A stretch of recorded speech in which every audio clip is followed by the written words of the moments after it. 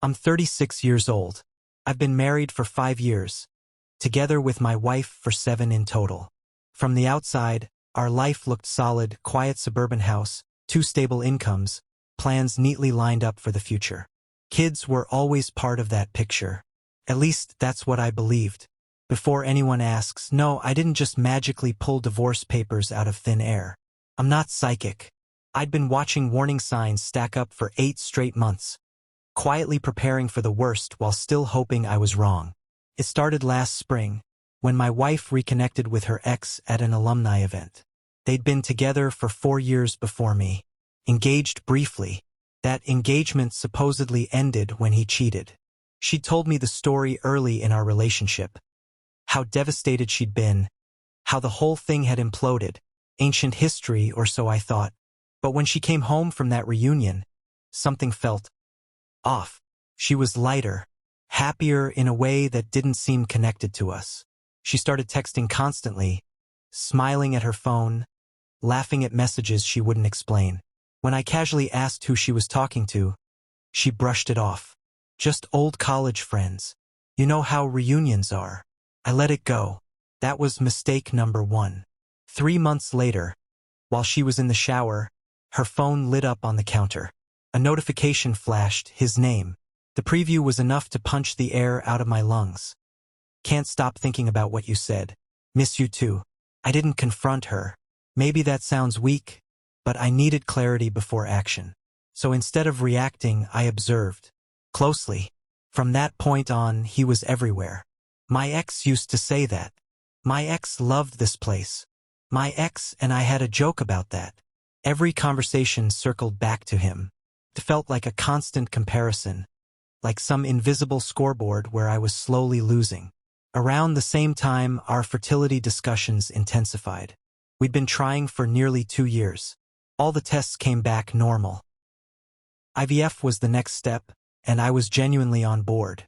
I wanted to be a father, badly, but something about her enthusiasm didn't sit right. She wasn't excited about us having a child. She was excited about having a child. Took me a while to understand why that distinction mattered. For months ago, everything snapped into focus. She'd left her laptop open when she ran out to the store. I wasn't snooping. I just needed to print something, and my laptop was dead. Her email was minimized but active.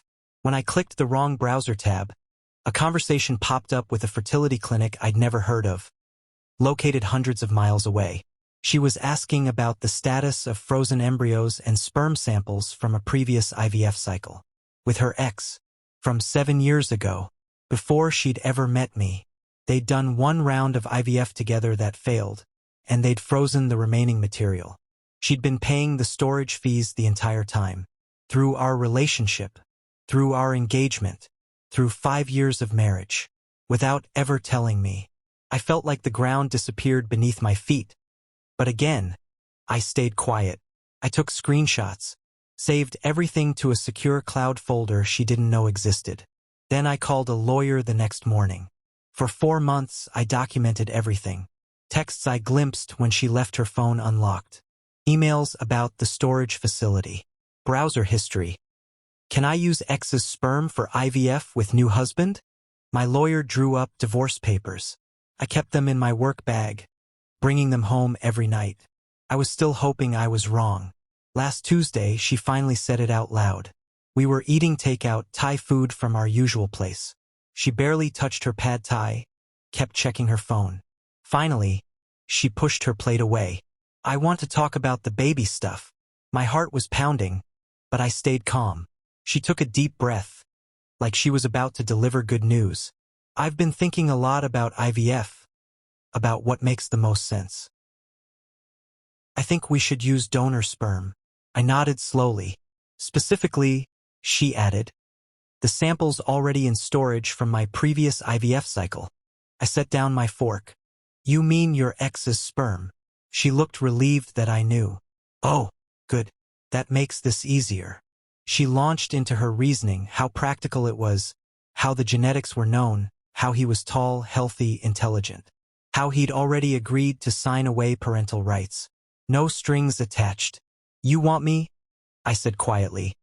to raise a child biologically yours and your ex's, while you've been secretly texting him for months and hiding this for our entire marriage. You're making it weird, she snapped. It's just DNA. I took a breath. That's an interesting request. Then I reached into my work bag and placed the manila envelope on the table. Her face, confusion, shock, fury, will stay with me forever. What is this? Divorce papers. I've been carrying them for 4 months. She cried, begged, accused me of trapping her. Then she called her mother. At 11 p.m., her mother showed up pounding on the guest room door. How dare you do this to my daughter? I explained calmly. The secret storage, the ex, the plan. Her mother dismissed it all. It's just sperm. You're emotional. That's when I realized this wasn't just her delusion. It was a family one. The days that followed were chaos. Tears, screaming, promises, accusations. Her family bombarded me with messages. I didn't respond. I documented everything. Then came the final insult. I walked into my living room one evening and found her ex sitting on my couch, drinking from one of my mugs. She'd invited him over. She thought meeting him would fix things. Instead, it exposed her lies to both of us. After that, the divorce accelerated. She tried to take the house. Failed. Tried to claim spousal support. Failed. Then she lied to everyone, telling them I divorced her over my fragile ego and donor sperm. So I corrected the record. Privately. With proof. 6 weeks later, the divorce was final. House sold. Equity split. No spousal support. Clean break. During discovery, I learned the truth I'd suspected all along. They'd met in person multiple times. One meeting at a hotel while she claimed to be at a work conference. It was never about practicality. It was always about him. Now she has no husband. He has no girlfriend. And those frozen samples are still sitting in storage, costing $500 a year, unused, unwanted. I'm not bitter. I'm at peace. The silence in my life isn't empty anymore. It's calm. If there's one thing I learned, it's this. Preparation isn't paranoia when someone is lying to your face. It's self-respect. And when I calmly slid those papers across the table and said, "That's an interesting request," it was worth every dollar I spent protecting myself. She didn't sign the papers that night. Instead, she cried the kind of loud, dramatic tears meant to trigger guilt. When that didn't work, she shifted tactics. Accusations, disbelief, anger. She said I had ambushed her, that I'd been secretly planning to destroy our marriage. Then, at around 10 p.m., she called her mother. By 11, her mother was at our house. I'd already moved into the guest room. I'd made it clear I wasn't sharing a bed with her anymore. That didn't stop the pounding on the door, hard, furious, like she was trying to break it down. "Open this door right now," her mother shouted. "We need to talk about what you're doing to my daughter." I opened it calmly. She launched straight in. How dare I spring divorce papers on her daughter after everything she'd done for this marriage? After all her sacrifices. I corrected her, politely, factually. Everything she's done includes secretly storing her ex-fiancé's sperm for 7 years, reconnecting with him behind my back, and asking me to raise his biological child. Is there something I'm missing? Her face flickered, shock, confusion, then hardened into denial. That's not how she explained it. It's just a practical solution to fertility problems. You're being emotional. I realized then this wasn't just my wife's distorted logic. It was inherited. "I'll be staying in this room," I said. "Your daughter can have the master bedroom. This conversation is over."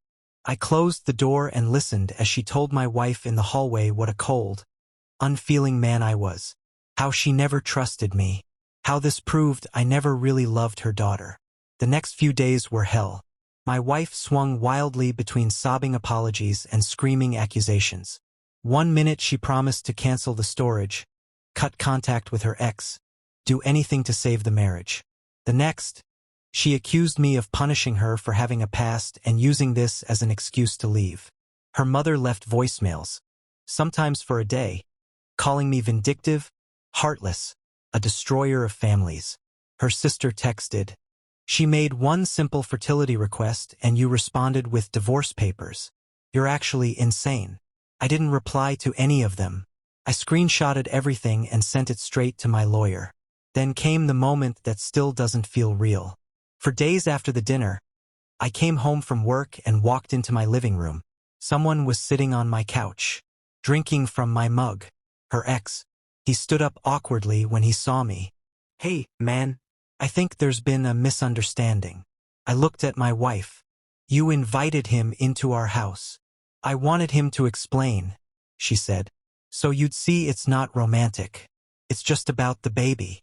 He cleared his throat, visibly uncomfortable. Look, I'm in a serious relationship too. I don't want her back. I just thought, if you guys were doing IVF anyway and the samples were already there. I cut in. Did she tell you I'd agreed to this? He hesitated, glanced at her. She said you were considering it. I laughed. Once, flat and humorless. I've been carrying signed divorce papers since February. His expression changed completely. He turned to her, disgust clear on his face.